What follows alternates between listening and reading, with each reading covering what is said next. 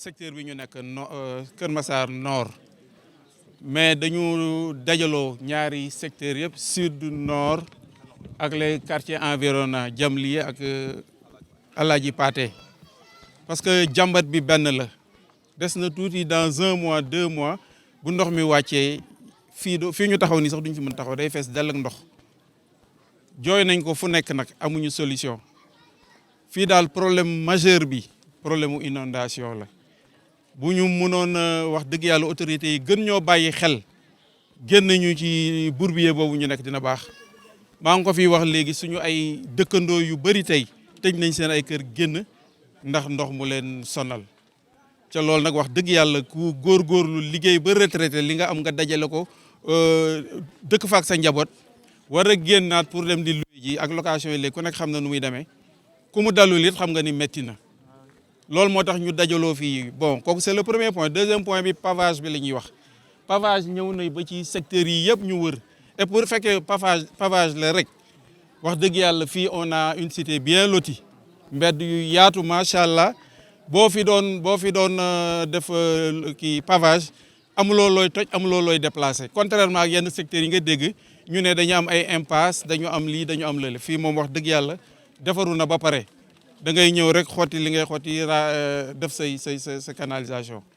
beneen bi pavage la léegi xam nga ay mbeddu suuf yi daanaka coono la ci ñi yore oto da ngay dugg ci mbedd yi di enlisé wu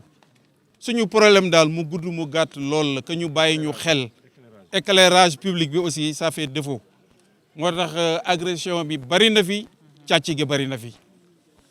loolu daal la ñu ni woon dinañ gën a yuuxu ndax yàgg nañ ko wax mais wax dëgg yàlla amuñu benn solution ci loolu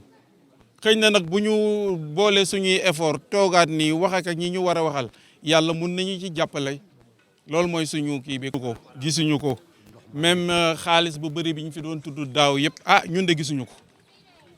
ñu ngi vivre toujours les mêmes difficultés ndox mu taa amoo foo jaar loolu moom gisuñu ko bon boo déggee ma ni 2 mois marge bu ma jël la rek taw bi moom dafa am fu mu dépendre moom moo ko moom bon comme xamuñu ni kañ lay taw ak yooyu dañuy jël rek lii ñuy def nii yëpp fàggandiku la mais fàggandiku bala ngay lakkale loolu rek moo waral ma wax 2 mois yooyu mais wax dëgg yàlla aide moom gisuñu ko fii on l'a pas vu sentiruñu ko gisuñu ko ca wax dëgg yàlla dañu war a boole ci programme Kër Massar bi fii gisu leen fii dara luñ fi posé lu mën a dal xelu nit ay wax rek nag wax yi moom dina bëri promesse yi dañuy génn gis ay nit ñuy natt fii boo leen yaa leen di interpeller ñu ne pour canalisation la mais canalisation da nga koy jëmmal nga gis ñuy gas nga gis ñu teg ay matériel bi dara amu ci mooy ñett yooyu premièrement canalisation parce que fii des na tuuti bu tawee yoon yëpp ay dagg même fii tey nga dugg fii problème la ndaxte yoon bi fële dafay fees ak ndox oto boo ni Sotrac mën la foofu du ma fa dem jafe-jafe la ñi fi yore seeni oto tour bu nekk la ñuy def wëri pour génn loolu nag waruñu la tënk noonu rek alors que ñu am droit comme yeneen citoyens yi nekk sénégalais comme ñëpp du dëgg kon boog loolu moom wax dëgg yàlla dañ ko dund ay at fii te ñaan nañ yàlla ren jii mu am au moins début de solution même bu fekkee canalisation yi xat na fii ak nawet bi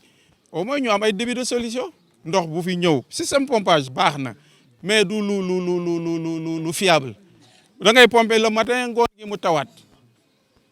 loolu problème la tey nag ndox mi tey wutal ko fu muy dem rek parce que ndox li ñuy wax la rek du bàyyi yoonam dañ koy wutal fu muy dem loolu daal mooy suñu jooy. mais depuis 20 ans loolu la ñuy dund ay citernes yi ñëw manque avec les bonnes volontés xale yi fii jàmbaar lañu on a un cuun mi gradé sapeur pompier la am na Diop Arona Diop ñooñu bien que comme am nañu expérience ci ndox ñoom ñooy dajale xale yi jàmbaar lañu dañuy fanaan ci ndox mi di ci yendu bu ndox mi ñëwee da nga leen di yërëm du dëgg lieu de culte yi fees na nit ñi mënu amuñu fu ñuy jullee mbedd yi dëkkuwaay yi dafa dem ba léegi ñu cuun bi ma leen di wax depuis 3 mois 4 mois nekkatul këram génn na tu as vu génn na dem loué ji ca non ndoxu daaw bi la ndoxu daaw bi ba léegi mi ngi sur place ba léegi mi ngi sur place. ma ci bëggoon dolli mooy comme ni ko paa yi waxee segam góor ñi ñoo ko mën a sentir mas ñun jigéen ñi nga xam ne bu xasee ba inondé suñu yoonu dem marché jeex na suñuy activité dagg na ndax xale yi ñu nekkal ci kër gi amatul génn amatul dara dañuy bloqué daal loolu lañ mun a wax. comme ni ko ñëpp waxee rek ñun Sotrac kenn sentiruñu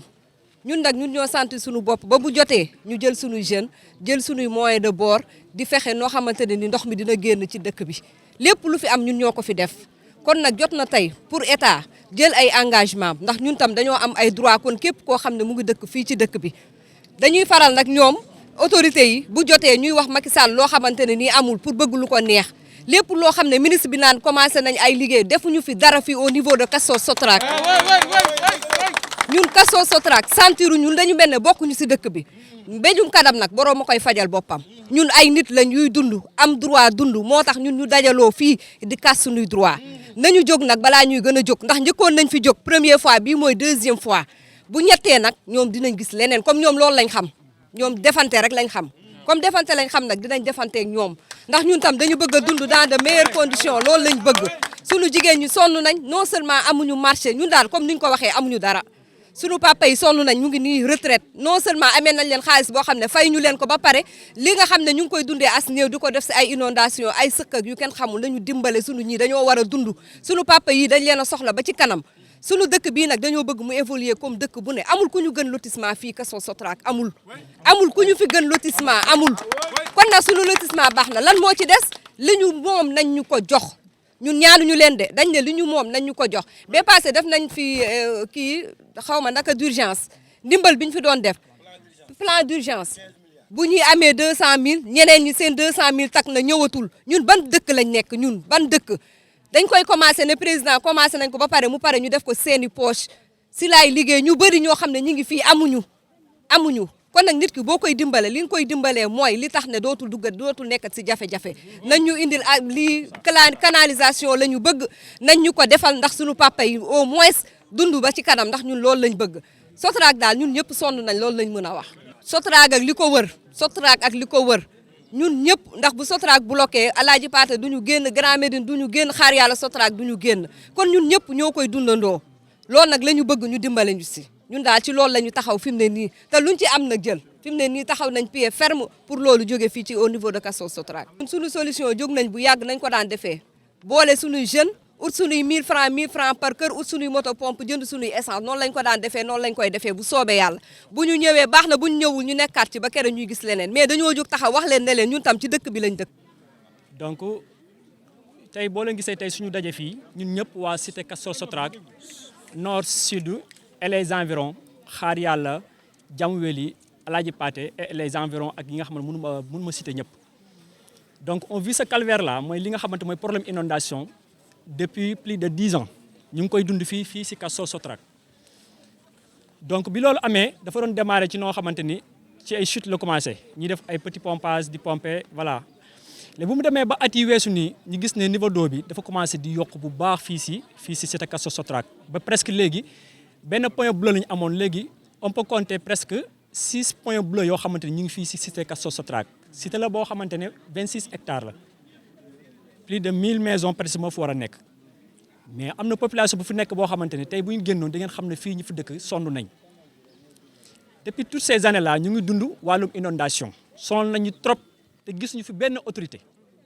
bu demee ba ADM am financement bu jóge ci ñoom maanaam ñu war a gérer Sotrac maanaam et les environs wala Kër Massar autorité gis ñu fay gis benn autorité bu dugg fii surtout ministre bi xam nga dañoo bëgg wax kilifa bi wax da ngay wax dëgg daaw dégg nañ ko fi mu ñëw mën a Kër Massar 99% wala 90% yëpp canalisation yi maanaam ndox dootuñ ko fi gëstati te tey suñu ginnaaw fi boo fa demee boo fa duggee niveau ndox bi dina la yem 1 mètre te loolu nawetu daaw la nawet yi weesu la woon ñu dem ba ci bi ñu dégg plan Fendi dañuy wax président de la république il faut que mu envoyé ay inspecteurs ñu ñëw inspecter maanaam liggéey bi nga xamante ne moom la ministère bi wax ne loolu moo fi am 15 milliards lañ génnoon plan d'urgence te ñun boobu kenn gën ñëwoon urgent ñu boole ci Grand Médine boole ci Mame Dior santé Aïnou Mady Linguère Camille Basse Sotrac kenn nommé ko ci benn yoon ak les environs te 26 hectares lañ on fait partie les quartiers les mieux lotis fii ngay gis ay mbeddawu 60 mètres à 40 mètres fii si cité Castor Sotrac depuis toutes ces années ñun ñii population bi sans bonne volonté léegi la commencé ñëw parce que dañ ci commencé dugg wàllum politique population bi ñoo doon cotiser di jënd gasoil pompe bu ñu fi njëkk a jënd benn góor gi ñëwaan Pa Sall moo ko fi njëkk a jënd plus d'1 million et plus gasoil da doon participer lu ci des population dañ doon ket boobu ndox mi amagul benn ampleur bi di fur et à mesure ba mu jéggi dayoo niñ commencé dañu boole ay sapeur parce que à notre niveau am na ñoo xamante ne ay doyens yoo xam ne si ay sapeur lañ yàgg nañu dimbali vraiment mais seen moyen dafa limite même suñu doon dimbali sax 10 litres lañ leen doon jox ci gasoil si 26 hectares 10 litres lañ leen doon jox maanaam pompe bu nekk te pompe yi benn lay nekk wala ñaar dañ doon tourner xam nga ne loolu mënul pomper on est obligé ñun ñu ut ay bons de carburant di ko dawal la journée ba la nuit ba ñu xëy te beneen constat bu ñu def mooy que dans les quartiers environs exemple lu mel ni Fass Kër Massar fii pas loin d'ici nga xool Grand Médine même pas maanaam si suñu premier point bleu c'est 200 mètres à 300 mètres maanaam da ngay taxaw nii di seen canalisation bi na le te ñooñu mu njëkkoon nañu defal canalisation en 2015 2016 canal yi am problème ñu indiwaat encore système de canalisation ñu defar leen bàyyi Sotrac te Grand Médine benn partie bu ndaw moo fa doon am ndox mais boo xoolee. très bien parce que on est obligé am na marché bu ñu fi wax boo xamante ni yàgg na plus de 20 ans mu ngi fii dañ koo teg fii ñu ne marché la mais ñun centre commercial la kenn xamul lu mu doon daaw relais lañ fa def plan Orsec bu mu génnee on est obligé ñu am benn relais parce que point bleu yi ça fait 6 comme moo ko mënal am ay pompes ce sont des moyens te gis ñu benn autorité bu ñu jàppale population bi ñooy takkale di jënd seen i pompe on est obligé ñu am benn pompe bu am doole ñu def ko ci marché bi léegi quartiers environnants ñëpp dañ fay sotti ndox mi léegi moom mooy sotti Grand Médine nee naa la 300 mètres la da ngay taxaw fee di ko seen suñu buntu maanaam suñu buntu dëkk la nekk pourquoi ñu canaliser Alaaji Paate canaliser une partie d'Alaaji Paate mën nañu ko wax Grand Médine Maam Dior maanaam canalisation dañoo wër ba face bii nii am na maanaam pavage boo xam ne ñëw na ba fii suñu mbedd bii ngeen gis nii te sans canalisation au niveau de l'ADM bind nañ leen wax ñu dara lu nga xamante ne dafa dal suñu xel parce que dañu ñoom xamuñu cité Castor Sotrac si plan yi ñu def seen plan yi cité Castor Sotrac da cee nekkul xam lu ñu soxla maanaam reconnaissance quel est le problème parce que depuis daaw ñu ngi koy xeex ADM pareillement la ñu wax préfet bi ñu demee rencontré ko dafa ne yéen seen délégué yi mosu ñoo gis délégué bu ñu bind ne cité Castor Sotrac dafay inondé parce que léegi dañoo jël léegi pompage bi wàllum canalisation jëlee ko ci mairie yóbbu ko léegi si préfecture ñu bind leen pareillement la ñuy wax si la ñuy wax léegi bind leen ay demande léegi ñu sóoraale leen ci système de pompage bi ñu war a programme après ñu xool nu ñuy def non y a problème mooy dañoo am problème leadership wala yaa am problème politique bu nekk fii boo xam ne peut-être ñun xamuñu ko wala on est trop pacifique je crois que peut-être xam naa loolu lay nekk waaye en tout cas suñu délégué yi récemment bokk nañ ci ay panel yoo xamante ni ay réunions yoo xamante ADM ñoo ko def ak ministère bi mais nee nañ Sotrac da cee nekkul dañ ko fa tuddul ba ñoom ñoo posé problème bi ñu ne amuñu problème dañu leen jéem a enregistré def leen ay kii localisation ñu localiser ñu envoyé leen